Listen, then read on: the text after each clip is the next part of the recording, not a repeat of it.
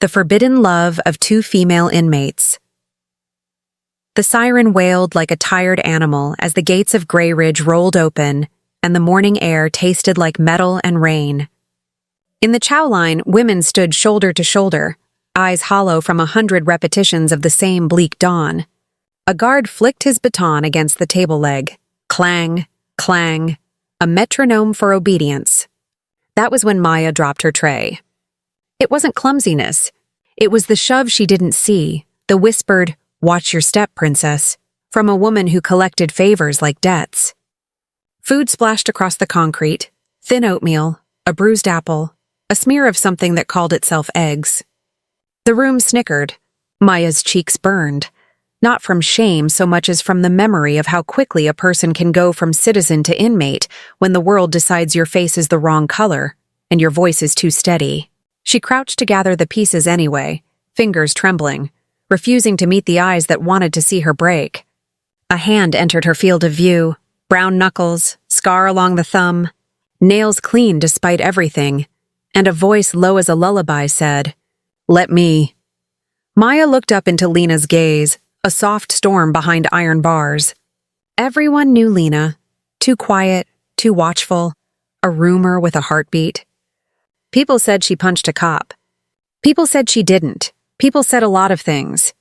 What Maya saw was a woman who moved like she had nothing left to waste, least of all her pride. They sat across from each other, shoulders turned inward as if making a small shelter out of proximity. The bully drifted off to find another spectacle. The guard pretended not to see because power likes its entertainment tidy. "You don't owe me," Maya murmured. "I know," Lena replied, splitting her apple and sliding the larger half across the tray. "But I know what it costs to kneel when you shouldn't have to." For a while they ate in silence, the room around them a gray river of noise. Maya watched the way Lena's jaw tightened each time a key jangled, the way her eyes tracked exits like a soldier, the way she hid a folded scrap of blue ribbon inside the sleeve of her jumpsuit, smoothing it with her thumb as if it remembered something sweeter. "First week?" Lena asked. Maya swallowed, nodded. "They grabbed my bag on the bus," she said, voice steadying as she spoke. "Said the receipts were wrong, said the card wasn't mine.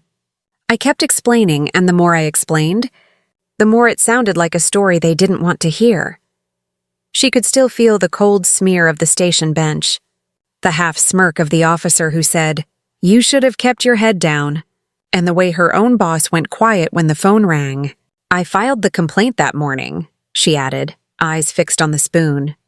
"Against a supplier who was stealing from women on payroll. Funny thing, I'm the one who got processed." Lena's mouth lifted at one corner, not quite a smile, more like recognition. "Funny," she said. "In here, truth wears handcuffs and lies wear uniforms." She spoke without venom, like someone reciting a weather report. "How long?" Maya asked.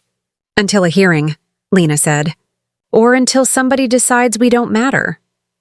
They met again in the yard, the sky a sheet of pewter pressed low on razor wire. Women circled the track with their thoughts cinched tight. A few made bets with cigarettes. A few made prayers with their eyes. Maya traced the chalk line with the tip of her shoe, counting steps as if each one could stitch her life back together. Lena walked beside her, hands in pockets, the blue ribbon now braided around her finger. "You keep that for luck?" Maya asked. "For memory," Lena said. "It's from a dress my sister wore on the day we moved into a place with an actual door that locked. We thought that meant safety." She didn't elaborate, but the pause held a story like a clay jar holds water. They lapped the yard again.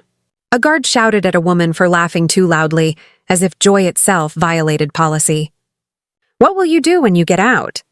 Maya asked, surprising herself. The word when felt rebellious on her tongue. Lena tilted her head toward the slice of sky where the clouds were thinnest. "Find the sea," she said. "Let it tell me I'm not a mistake." She glanced at Maya. "You?" Maya wanted to say go home, but the word home had shifted shape. It no longer meant an apartment with a window facing traffic and a plant she talked to in the mornings. "I'll write," she said instead. "About all the things people call accidents until you line them up and see the pattern. Maybe someone will read it and decide to change. Lena considered that, the ribbon stilling against her knuckle. Maybe someone will, she agreed. Or maybe you'll be the change, and they'll have to keep up. It happened quickly, as kindness often does before anyone can punish it. A stack of laundry bags slid from a cart, bursting open like startled clouds, and a woman shouted because her one decent sweatshirt tumbled toward a puddle of bleach. Maya moved first, catching fabric with both hands, while the guard barked orders that helped no one. In the shuffle, the bully from the morning cut across Maya's path with a deliberate shoulder, hard enough to send her stumbling, hard enough to remind everyone who ran this little world. Maya braced for concrete. She didn't meet it. An arm caught her waist. Lena absorbed the fall, taking the bruise that should have been Maya's. "Careful," Lena breathed, eyes close enough for Maya to see a faint constellation of freckles across the bridge of her nose. The moment lasted the length of a heartbeat and an entire lifetime. "I guess I owe you one," Maya whispered, aware of how dangerous gratitude could look here. Lena's hand hovered as if asking permission simply to exist. "Or," she said, voice barely above the rain, "we stop counting." A whistle split the air. "Group C, prepare for transfer." The words fell like a verdict. Heads snapped toward the chain-link gate where a clipboard decided futures. Lena's jaw squared. She didn't look at Maya, not yet. To look would be to admit the world could take something from them. "If they call me," she said, "don't say goodbye." Maya swallowed the sudden stone in her throat. What should I say? Lena's eyes finally met hers, and whatever had been flickering between them became a flame with no smoke. "Say until." The guard began to read names, syllables sharp as keys. Rain moved across the yard in a gray veil. Somewhere, a woman started humming a hymn that had lost its words but kept its courage. When the list reached Lena's surname, a hush fell, the kind that knows it is witnessing the first crack in a wall. Lena's ribbon glowed blue against the gray as she pressed it into Maya's palm, closing Maya's fingers around it like a vow. "When the sky opens," Lena said, stepping back, "meet me there." Maya wanted to promise 1,000 things, justice, oceans, letters that never get returned, but the only word that felt honest and unbreakable was the one Lena had given her. "Until," she said, voice steady at last, and the gate swallowed Lena whole. Night came like a slow confession, heavy and full of echoes. Inside the cell block, the lights dimmed but never fully died, just enough to blur the line between wakefulness and dreams. Maya lay on her bunk, fingers tracing the blue ribbon hidden beneath her pillow. It still carried Lena's warmth, faint but stubborn, like a heartbeat that refused to forget. Every whisper, every clang of the metal doors reminded her of that moment in the yard, the word until still burning behind her ribs. Around her, the prison breathed in a rhythm of routine, someone weeping quietly 2 cells down, another muttering prayers to gods that didn't visit this place anymore. But beneath all that noise, Maya began to write, not with ink or paper but in her mind. She wrote the story of a woman who refused to be erased. And though she told herself it was fiction, every word began with the same truth. Maybe freedom isn't a place. Maybe it's someone. Days stretched into weeks, and the world outside kept moving without her. Grey Ridge had its own seasons. Mornings of fog, afternoons of shouting, nights of silence so deep you could hear your own regrets pacing. But something inside Maya had shifted since Lena's transfer. She started helping women read their court letters, explaining words no one had explained to them before. Some called her teacher, some called her stubborn, but even the guards began to watch her differently, warily, as if kindness itself might be contraband. One morning, a guard tossed a folded note onto her tray during breakfast. "Mail call," he muttered, not meeting her eyes. The handwriting was unfamiliar, sharp and deliberate. Inside, a single line, "Found the sea. Waiting for the sky." It wasn't signed, but it didn't have to be. Maya pressed the note to her chest, tears prickling hot and unwanted. It was against every rule to send letters between facilities, but Lena had always treated rules like fences, useful only until you learned to climb. That night, Maya couldn't sleep. She imagined Lena standing at the edge of an ocean, hair whipping in the wind, eyes closed, whispering to the waves. Maybe it was fantasy, maybe faith. Either way, it gave her something to believe in. She began writing her own secret letters in return, carving the words into the thin pages of old library books before tucking them deep inside the spines where no one would look. "I found the wind," one began. "It carries your name like a song." She knew Lena might never read them, but hope didn't need delivery. It only needed direction. One stormy afternoon, Grey Ridge changed forever. The alarms blared as thunder cracked over the yard. Word spread like wildfire. The warden had been removed after years of corruption charges. The women buzzed with cautious relief. That evening, new staff arrived. Different uniforms, different eyes. Among them was Officer Vega, who actually said please and thank you. When Maya asked for access to the education room, Vega hesitated, then nodded. "You think words can fix this place?" she asked. Maya's answer was simple. Words built it. Maybe they can rebuild it too. Soon the women were meeting twice a week, reading aloud from torn books, stories of survival, of love, of defiance whispered through the rusted bars. One story in particular made them fall silent. Two women in captivity finding freedom through each other's courage. No one said it, but they all knew who inspired it. Months later, Maya was summoned to the warden's office. Her heart raced, fearing another twist of bureaucracy. But the new warden, a woman with silver hair and steady eyes, slid a file across the desk. "Your appeal was reviewed," she said. "The charges were fabricated. You're cleared for release." The room tilted. Maya's breath caught between disbelief and relief. "When?" she managed. "Tomorrow," the warden replied. "Try to make something of your freedom." Maya almost laughed. Freedom, that fragile word that had once belonged to Lena's voice. That night, she packed what little she had, a folded jumpsuit, a worn book, and the blue ribbon now faded but unbroken. As the morning light crept through the bars, she whispered, "I'm coming to find the sea." The bus ride home felt unreal. Fields rolled by, painted in colors she'd almost forgotten existed. She didn't know where to start. Lena's letter hadn't said which coast, which town, which sea. But she remembered something else Lena once said. Maybe freedom isn't a place. Maybe it's someone. So she began searching for that someone. At a halfway house, she volunteered in a women's shelter. At night, she scanned the newspaper archives for names, arrests, transfers, anything that might lead her to Lena. Weeks turned into months again, and still no sign. Until one morning, a letter arrived with no return address. The handwriting was unmistakable. "There's a lighthouse near Crescent Bay. Come at dusk. You'll know why." The paper smelled faintly of salt. Maya arrived before sunset, the sky burning gold over the water.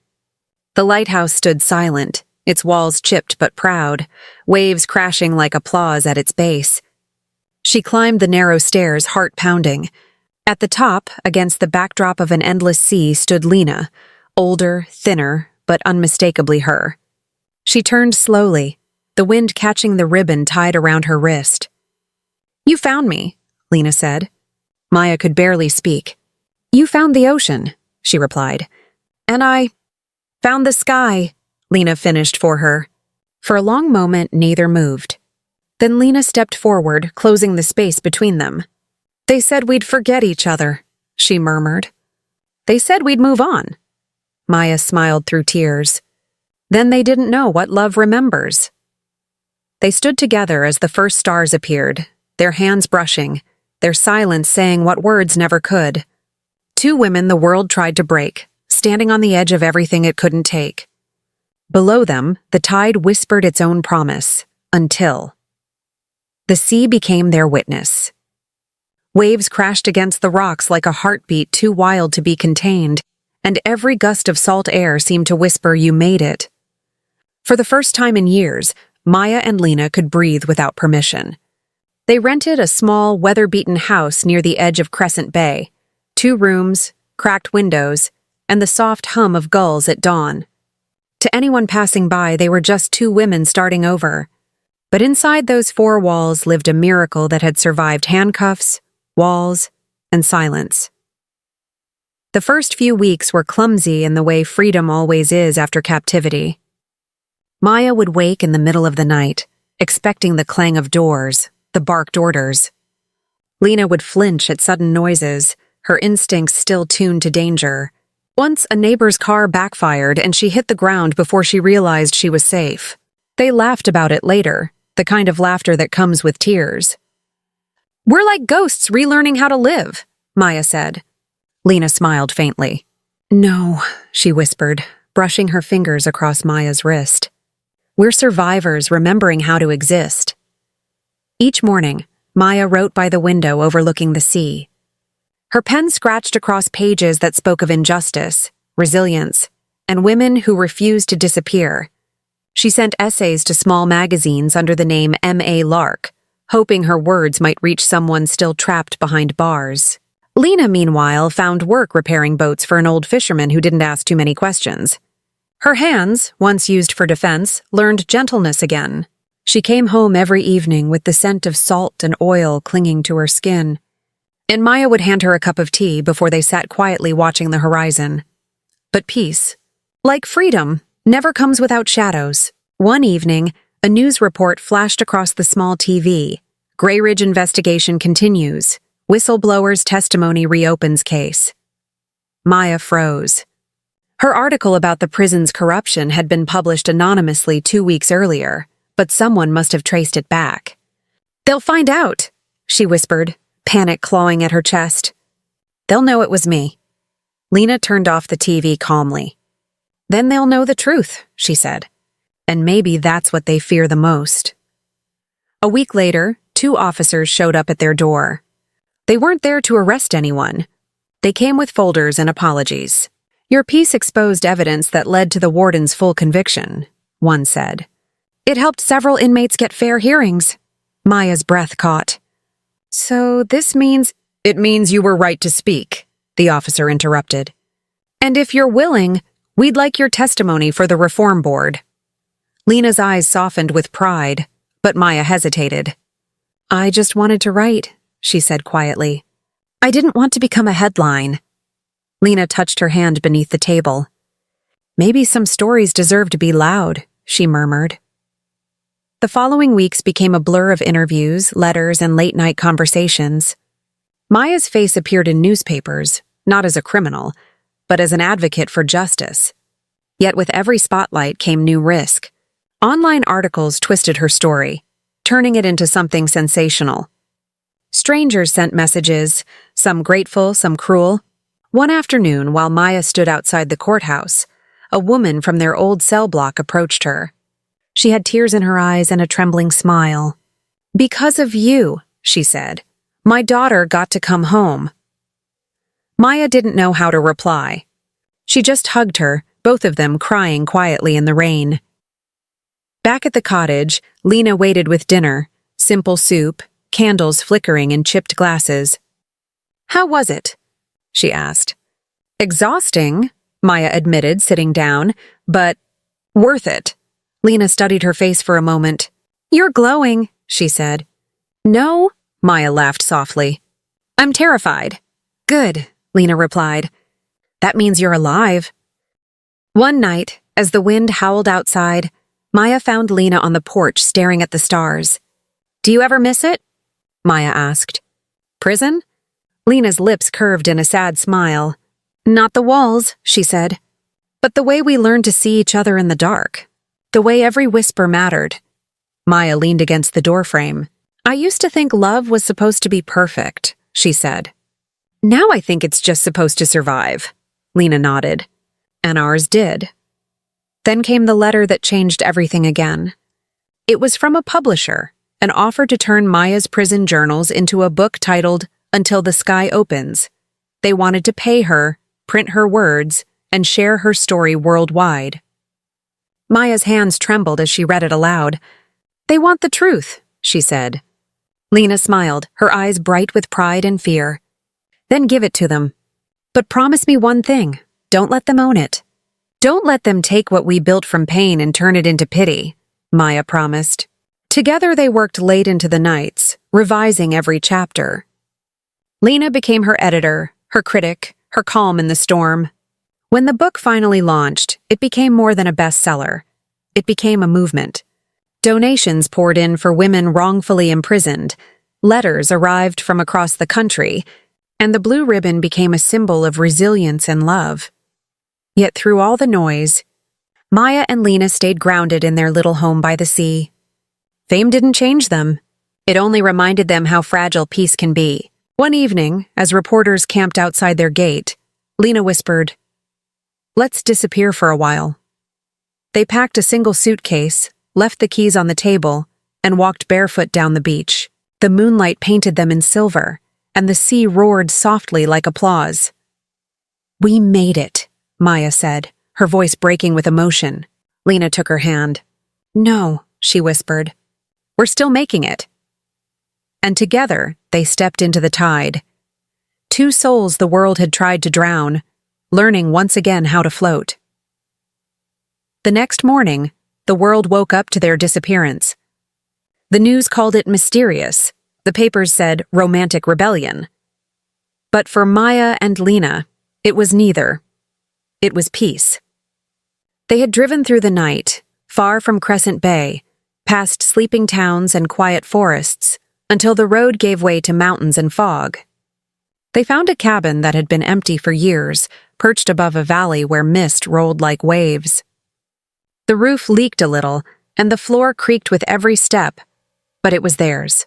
For the first time, there were no reporters, no questions, no expectations, just silence, and the sound of two hearts finally allowed to rest.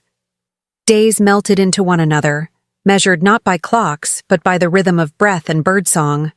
Lena chopped wood in the mornings while Maya boiled coffee over the old stove. In the afternoons, they read to each other from the stack of books they'd brought. Poetry, old trial records, and letters Maya had received from women still inside. Sometimes Maya would cry quietly while reading them, and Lena would wipe her tears without a word. "You gave them a voice," Lena would remind her. "Now you have to live for them too." But peace doesn't erase ghosts. It just gives them softer edges. At night, Maya dreamed of Grey Ridge, the clang of metal, the smell of disinfectant, the echo of Lena's name during roll call. She would wake in the dark, shaking, whispering, until, as if the word itself could keep her anchored. Lena always woke too, pulling her close until the shaking stopped. "We're here," she'd whisper. "Not there. Not anymore." And slowly the nightmares began to fade. One afternoon, a storm rolled in from the mountains. Rain hammered against the windows, and lightning painted the sky in wild strokes of silver. Maya stood at the doorway watching the storm rage. "It feels like the world is starting over," she said softly. Lena joined her, a blanket around her shoulders. "Maybe it is," she murmured. "Maybe we finally get to start over too." That night, as thunder rolled, Maya took out the last copy of her book and wrote a dedication on the inside cover.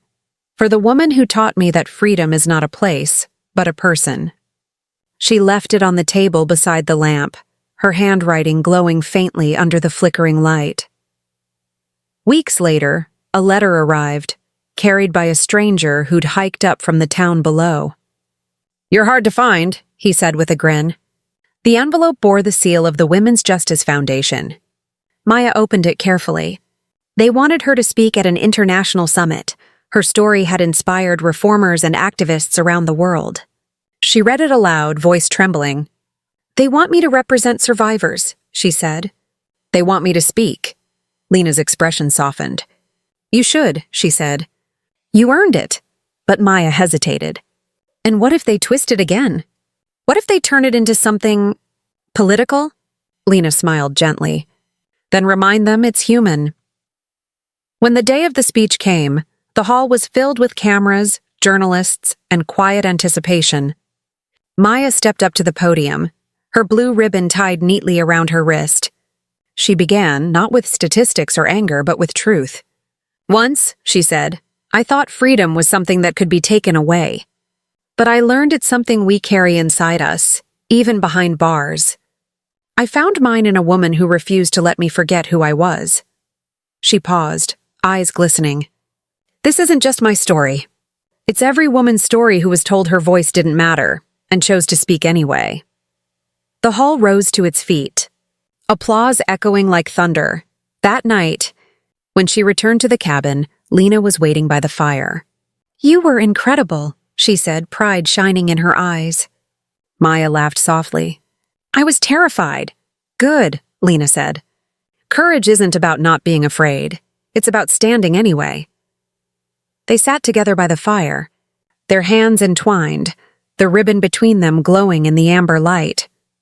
But outside, change was moving faster than they expected. The foundation offered Maya a position leading a new advocacy program in the city, a chance to change laws, to shape futures. It was everything she had once dreamed of, and yet she hesitated. "If I go," she told Lena one evening, "we'll have to leave this place." Lena looked out at the valley, the horizon bathed in gold. "I don't need the city," she said, "but I need you to be who you are. Don't hide again." "Not for me." They packed once more, this time not to run, but to step forward. As they drove away, the cabin grew smaller in the rearview mirror until it disappeared into the mist. Maya reached over and took Lena's hand. "Promise me something," she said. "When it gets hard again, when the world feels heavy, remind me of this." Lena squeezed her hand gently. "I will," she said, "until the sky opens."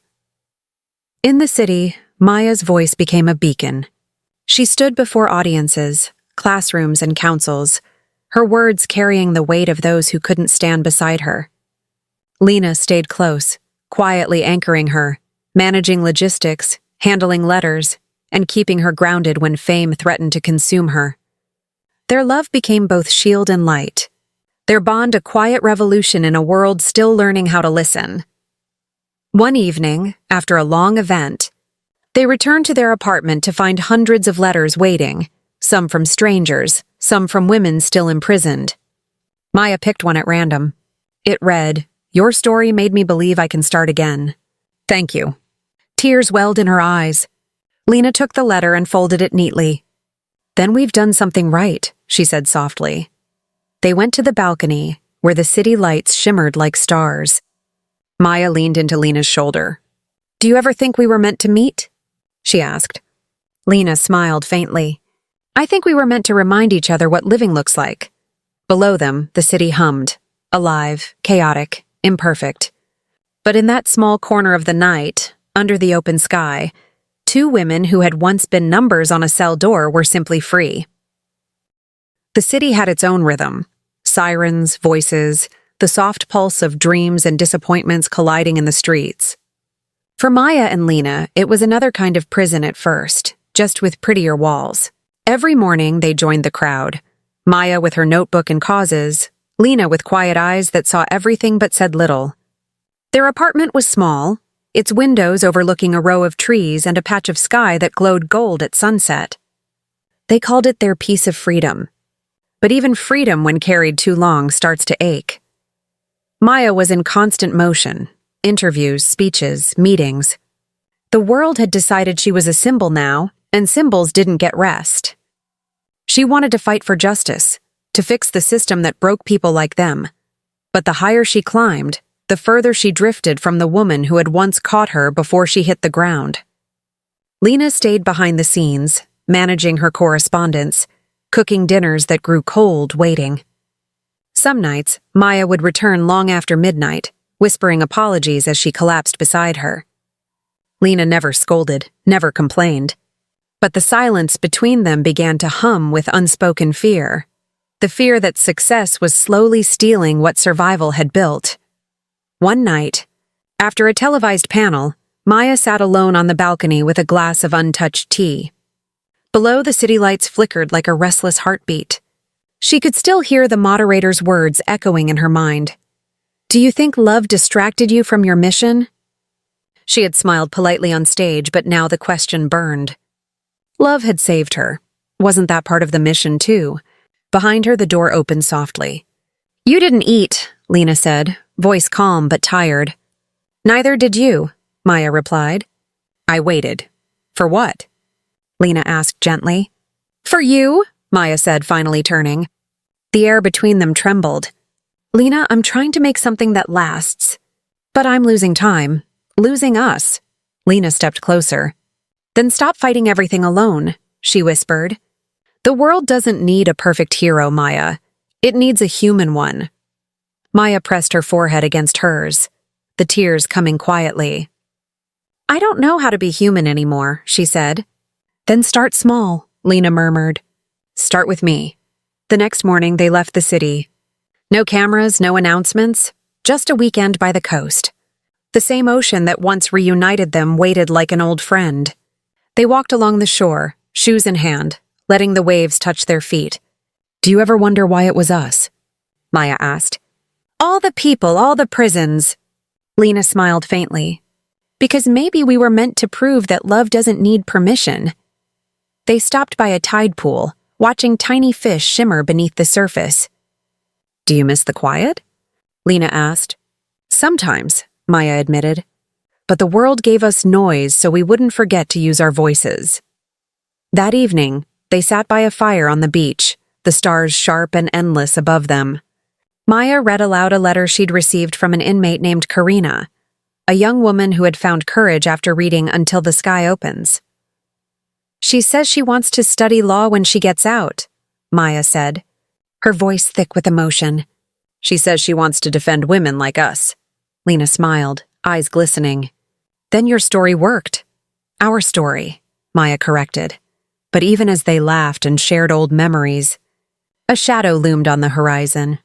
The foundation was expanding internationally, and they wanted Maya to move abroad for 2 years. You can't say no, Lena told her later. This is what you built everything for. But what about us? Maya asked. You'll come with me? Lena shook her head softly. I can't, she said. My record? The travel restrictions. The words hung heavy in the room. Then I won't go, Maya said firmly. Lena's expression softened, a mix of love and sorrow. Maya, she said quietly, you have to. The world needs your voice. I need you more, Maya whispered. That night, neither slept. The choice was a cruel one, between purpose and presence, justice and love. When dawn broke, Maya found Lena standing by the window, watching the light crawl across the city. If I go, Maya said slowly, promise me you'll wait. Lena turned, the blue ribbon still tied around her wrist. I waited once, she said, and I'll wait again, but this time, for your dream to come home. The day Maya left was gray and windless. The airport buzzed with strangers, everyone rushing somewhere that mattered. Lena walked her to the gate, fingers laced tightly until the last possible second.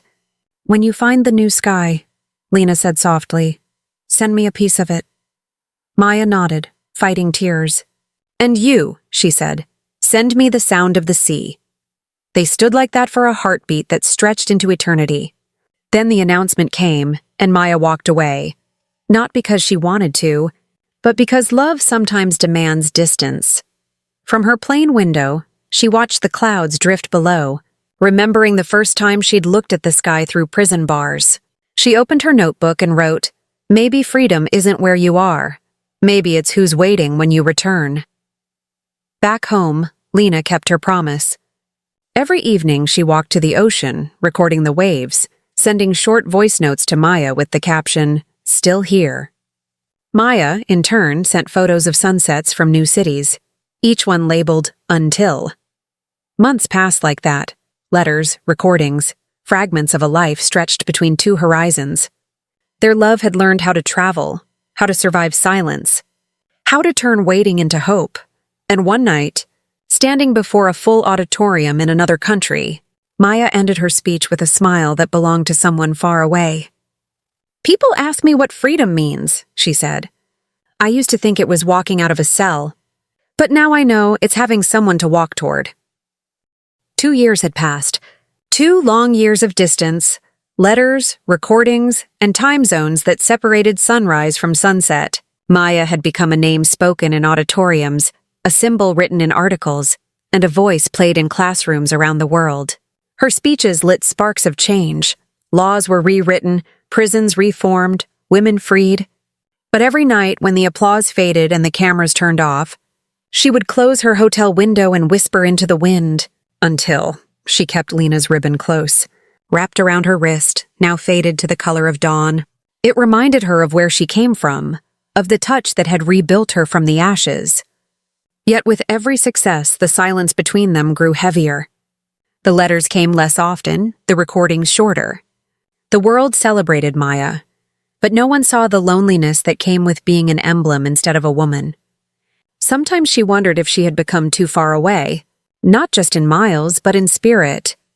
Then one evening, after another long day of conferences, Maya returned to her hotel to find an envelope waiting at the front desk.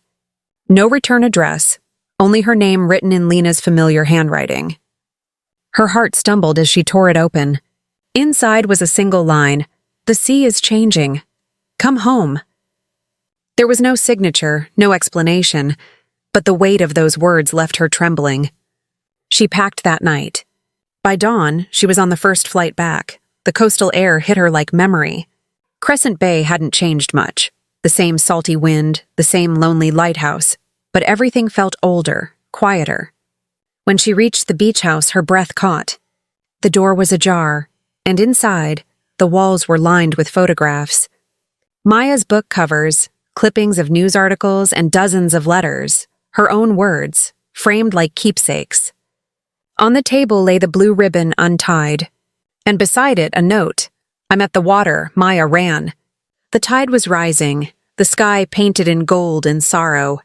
There, standing ankle-deep in the surf, was Lena, her hair whipped by the wind, eyes glistening with something deeper than tears. Maya slowed as she approached. "You wrote," she said breathlessly. Lena smiled faintly. "I wasn't sure you'd come." "You knew I would," Maya replied. "You always know." They stood facing each other, the sea curling around their feet. "I'm sick, Maya," Lena said quietly. The words struck harder than any storm. "What do you mean?" Maya asked, her voice breaking. "The doctors found something," Lena said, her tone steady but her hands trembling. "It's not long. I didn't want to tell you while you were away."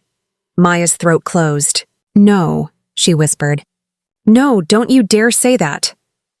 "I didn't want you to give up everything you built," Lena said softly. "You fought so hard to change the world. I couldn't be the reason you stopped." Tears blurred Maya's vision. "You were never the reason I stopped. You were the reason I started." She stepped forward, pulling Lena into her arms, feeling how fragile she'd become. "You should have told me," she whispered. "I didn't want to be your pain," Lena said. "I wanted to stay your promise." They spent that night on the shore, wrapped in blankets beneath the stars. Lena's head rested against Maya's shoulder, her breathing shallow but peaceful. "Do you remember the day we met?" Lena asked. "You dropped your tray," Maya said, smiling through tears. "You caught me before I hit the ground. Maybe we've been catching each other ever since," Lena murmured. "Maybe that's what love is." Maya nodded, holding her tighter. "Then I'll keep catching you for as long as I can." In the days that followed, Maya stayed by her side. They read together, cooked small meals, and talked for hours about everything they'd never had time to say. Lena made her promise one thing. "When I'm gone, don't stop. Keep fighting, keep writing, but most of all, keep loving." Maya's answer came through tears. "I don't know how to do any of that without you." Lena smiled weakly. "Then you'll have to learn. The world still needs your voice, and I'll still be listening, somewhere between the sea and the sky." When the end came, it was gentle. One morning, the sun rose bright and endless, painting the room in light.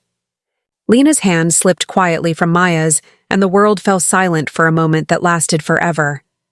Maya sat there, tears streaming, whispering, until, again and again, as if the word itself could bring her back. Weeks later, the world gathered for a memorial.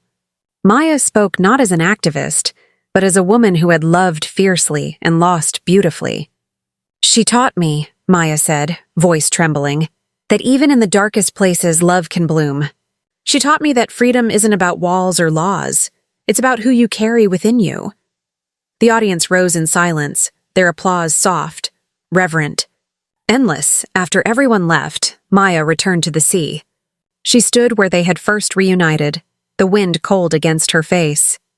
She untied the ribbon from her wrist and let it drift into the water. "You found the ocean," she whispered. "And I found the sky." Years later, people would still speak her name.